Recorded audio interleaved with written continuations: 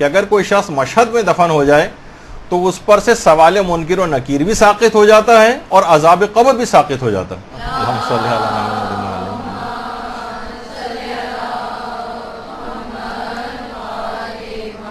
Mashhad में दफन होने का इतना ज़्यादा फ़ायदा है,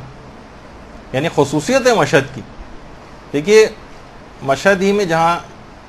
वहीं पर एक तो बहिश्त रज़ा है, वो तो ज़रा अलग है, एक कब्रिस्तान सामिनुल आइम्मा है, कि सहन ही में है, सहन जमहूरी में, बाकायदा सहन जमहूरी में इसकी एंट्रेंस है। अक्सर लोग जो वहाँ पर ज़ियारत के लिए जाते हैं इसको मिस कर देते हैं। किसी से भी पूछ लें कि कब्रिस्तान सामिनुल आइम्मा वो किधर है, वहाँ से आप, वहाँ बाकायदा बोर्ड भी लगा हुआ है और सहन से उसका दाखिला भी है, वहाँ से आप अंदर दाखिल हो जाइए बहिश्त सामिनुल आइम्मा के नाम से। सीढ़ियाँ नीचे की तरफ जा रही हैं और जैसी सीढ़ियाँ नीचे की तरफ जाके जो आपको फर्श नज़र आ रहा है, ये सब कब्रें हैं और सामने ही वहाँ पर कब्रिस्तान में जो दाखिले की दुआ है, अस्सलामु अला अहले ला इलाहा इल्लल्लाह, वो लिखी हुई है, वो सब पढ़ते हैं वहाँ पर। और फिर उसके बाद एक और ज़ियारत है जो शुहदा की ज़ियारत के तौर पर है, वो पढ़ी जाती है, क्योंकि यहाँ पर बहुत ज़्यादा शुहदा मदफून और यहाँ पर बहुत ज़्यादा कब्रें ही कब्रें।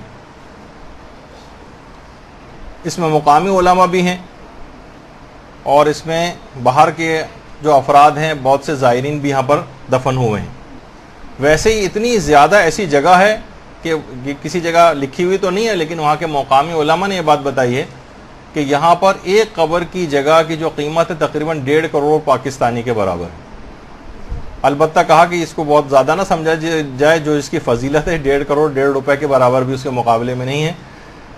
बहुत से लोग जब ये बात सुनते हैं तो कहते हैं अच्छा इसका मतलब जो मालदार है वो सिर्फ वो इस शरफ को हासिल कर लेगा, जो गरीब लोग हैं वो बेचारे क्या करें। देखिए आमाल अगर अच्छे हों तो किसी भी जगह यहाँ पर भी कहीं दफन कर दिए जाए, किसी कूड़े के ढेर पे भी फेंक दिया जाए माज़अल्लाह शहीद करके या किसी भी तरह से, तो भी उनके जवार में पहुँचा दिए जाएंगे। और कोई ताकत के बल पर कोई जालिम बिलफर्ज अगर वहाँ पर मदफून भी हो जाए तो नौकाला फरिश्ते हैं जो उसको उठा के निकाल के बाहर फेंक देते हैं, या अपने मुकाम पर चला जाता है वो और यहाँ पर ठहर नहीं पाता, तो करोड़ों की अगर जगह ले भी ले। लेकिन बहरहाल जो एक आम गुनाहगार है, जो जालिम नहीं है, जो अपने आप को करवाना चाहता है, बख्शवाना चाहता है, तो बहरहाल एक बहुत फजीलत तो है कि इमाम की कब्र के इतना करीब उस कब्रिस्तान के अंदर जहाँ शुहदा हैं, उलमा हैं, मुज्तहिदीन हैं और कितने कैसे ऐसे अफराद हैं जो वहाँ पर मौजूद हैं।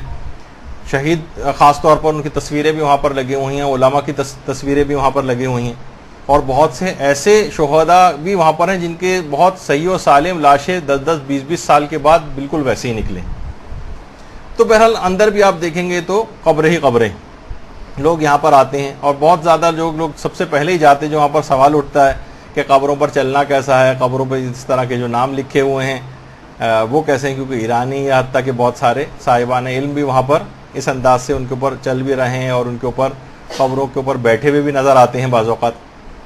तो लोगों को यही एतराज़ होता है कि इन नामों के ऊपर चलना या बैठना इस लिहाज से क्या है। तो देखिए सबसे पहली बात तो ये कब्रों के ऊपर चलना हराम नहीं है, ये तो खैर कंफर्म बात है, किसी ने भी इसको हराम करार नहीं दिया।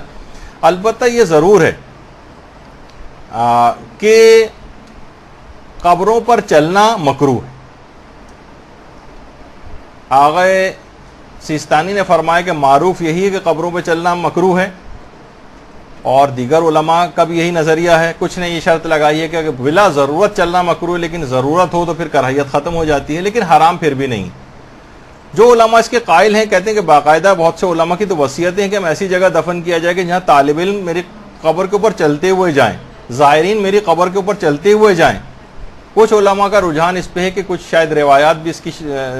तायद करती हैं कि मुर्दे को उससे बहुत ज़्यादा आराम मिलता है। जिस तरीके से कोई जिस्म किसी को दबाया जाए तो उसको एक आराम मिलता है, इस तरह कब्रों पर जो ज़ायरीन चलते हैं उससे मुर्दे को एक आराम मिलता है। बहरहाल ये जहाँ तक फ़िक़ी मसले का ताल्लुक़ है तो कब्रों के ऊपर चलना मकरूह भी है, कब्रों के ऊपर बैठना भी मकरूह है। तो ये एक दिमाग में रहे कि बहरहाल जो फतवे हैं वो तो यही हैं।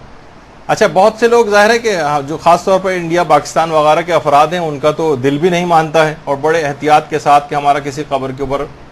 जो नाम लिखे हुए हैं उसके ऊपर पाँव वगैरह ना आ जाए, तो उसमें एहतियात में कोई ऐसा मुज़ायक़ा भी नहीं है। और बाज़, लेकिन हम खुद भी देखते हैं कि रहबर मौज़म जी जब कब्रिस्तान वगैरह जाते हैं तो कब्रों के बिल्कुल जो दरमियान वाली जगह होती है कि किसी जगह पाँव ना पड़े, बड़ी एहतियात के साथ उसी जगह पे चलते हुए जाते हैं कब्रों के ऊपर, उस लिहाज से नामों के ऊपर पाँव, ताकि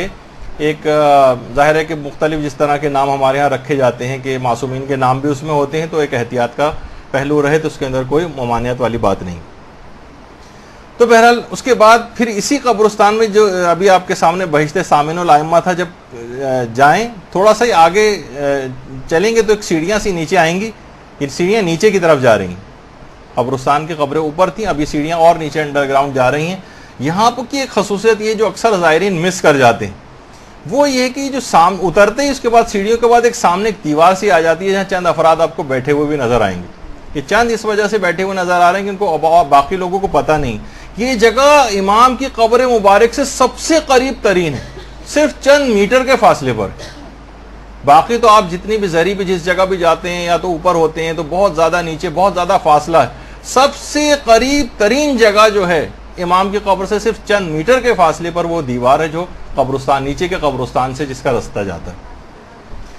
तो